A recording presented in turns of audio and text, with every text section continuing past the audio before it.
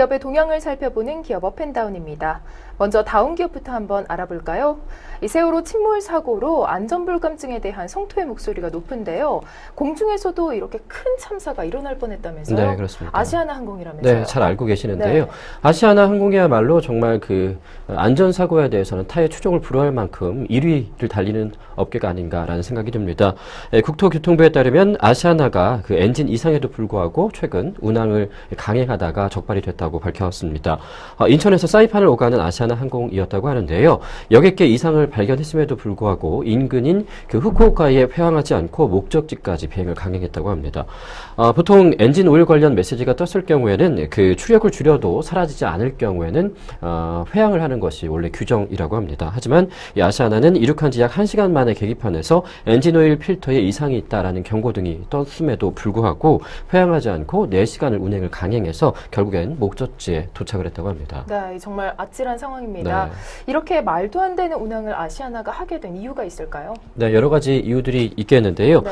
일단은 정부도 큰 몫을 하고 있는 것 같습니다. 국토교통부 서승환 장관은 이번 적발 사건에 대해서 항공법에 따라서 엄중히 조치할 계획이다라고 밝혔습니다. 하지만 알고 보니 이 엄중한 조치라는 게 참 우습습니다. 네. 아시아나항공에 7일간 운항을 정지하거나 또는 과징금 1,000만 원을 매기겠다는 건데요. 네. 저 같아도 7일 운항을 정지하느니 차라리 그냥 1,000만 원 내고 말겠습니다. 네. 이것이 과연 엄중한 조치인지는 저도 의문이 드는데 1,000만 원은 프레스티지 클래스 2장 티켓 값밖에 되지 않기 때문에 아시아나 입장에서는 콧방귀를 낄 수밖에 없는 거죠. 장난감 비행기를 만드는 업체도 아니고 이런 과징금은 아이디어는 어디서 나온 건지 참 한심하기까지 한데요. 보통 이런 경우에는 차라리 뭐 항공기에 신호위반 딱지를 뗀 다음에 조금 더 나오지 않을까 이런 우스갯소리까지 해볼 수가 있을 것 같습니다. 아시아나 입장에서는 이렇기 때문에 조사를 통해서 걸려도 그만 안 걸려도 그만 둘 다 이득을 볼 수 있는 상황인 겁니다.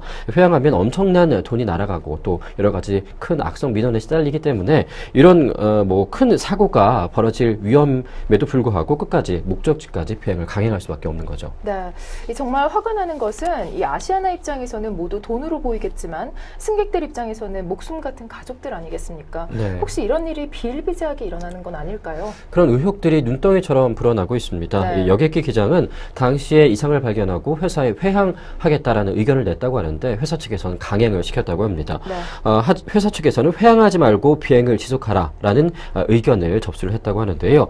보통 이렇게 사고가 발생하거나 조금 문제점이 발생됐을 경우 안전하게 목적지까지 착륙을 했을 경우에는 이 비행사에게 포상을 해준다고 합니다. 네. 또 이런 안전 사고의 그 요지가 있어서 회항을 했을 경우에는 그럼에도 불구하고 비행사에게 그만큼 이 벌칙을 주거나 여러 가지 불이익을 준다고 하는데요. 그렇기 때문에 이런 문제들이 그동안 항공사 내에서 아주 고질적으로 뿌리박혀 있는 것이 아니냐라는 의혹들이 일고 있는 겁니다. 네. 지금 아시아나의 항공의 고질적인 문제들에 대해서도 많은 분들께서 지금 성토를 하고 계시는데요. 이렇게 뭐 1,000만 원 이런 과징금인 문제가 아닌 것 같습니다. 아시아나 전 운항의 노선을 뭐 한 달 정도 금지시키거나 뭐 아니면은 자격증을 박탈시키거나 아니면 뭐 벌금 한 10억에서 100억 정도 때려본다면은 회사 입장에서 뭔가 피해를 볼 수 있는 사안을 요건을 만들어줘야 회사에서도 이 안전불감증에 대해서 경각심을 갖지 않을까 이런 생각을 해봅니다. 네.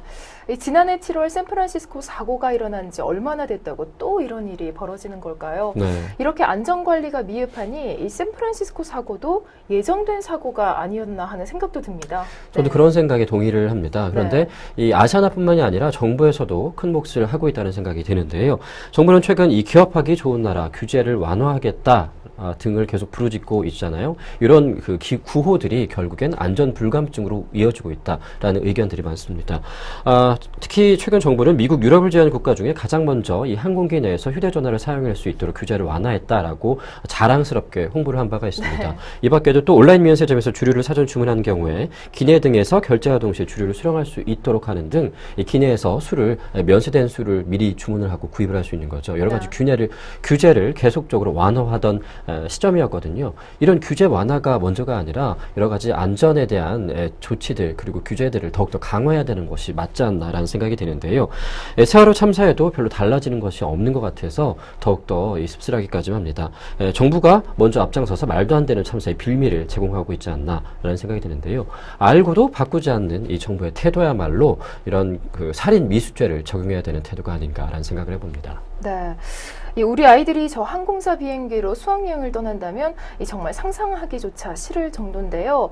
아시아나 항공이 스페셜 에디션 비행기를 신규 출항한다고 하죠. 네.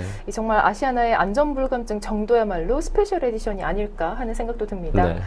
계속해서 업계 바라보겠습니다. SK하이닉스가 분기 영업이익 1조 원을 넘기면서 어닝 서프라이즈라는 평가를 받고 있죠. 네, 그렇습니다. SK 하이닉스는 1분기 매출이 무려 3조 7,430억 원에 달한다고 합니다. 네. 엄청나죠? 그러네요. 네, 또 영업이익은 1조 570억 원에 달한다고 하는데요. 증권업계에서는 올해 1분기에도 영업이익이 9,500억 원 정도 될 것으로 예상을 하고 있습니다. 전년 동기 대비 매출은 35%, 영업이익은 234%나 증가한 수치라고 하니까 아주 좋은 성적을 거둔 거나 마찬가지인데요. 지난해 화재가 발생한 중국 우시 공장이 다시 정상화가 되면서 디램 생산이 안정기에 접어들었다고 합니다. 따라서 PC와 서버용 디램 수요가 증가한 것이 이번 SK 하이닉스의 실적 호조에 도움이 됐다는 평입니다. 1분기 디램 생산량은 전분기보다 20% 정도 증가했다고 하는데요. 향후 디램 생산뿐만이 아니라 낸드 플래시 시장 역시 성장의 가속도가 붙을 것으로 기대가 되고 있습니다. 이 메모리 반도체를 이용해서 정보를 저장하는 장치라고 하는데요. 이 솔리드 스테이트 드라이브 시장이 성장하기 때문에 동반 성장이 가능하다는 거죠.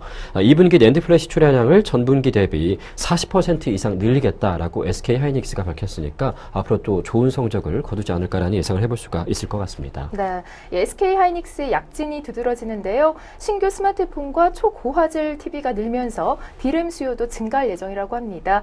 3분기 초부터는 SK 하이닉스의 더 큰 활약 기대해 볼 만하겠죠. 플레이스토어에서 아주경제를 검색하시면 아주 모바일 TV를 스마트폰에서 만나보실 수 있습니다.